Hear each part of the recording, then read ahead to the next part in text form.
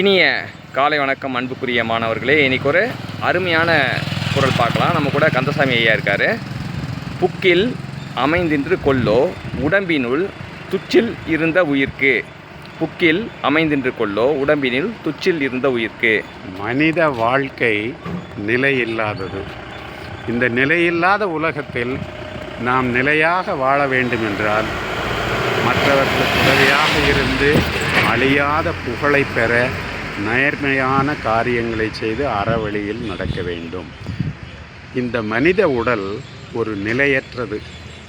இந்த உடலில் இருக்கின்ற உயிர் நம்முடைய உடம்பில் ஏதாவது துன்பங்கள் வருகின்ற காலம் வரையில், நோய் அணுகாது இருக்கும் வரை இந்த உடம்பினுள் இருக்கும்.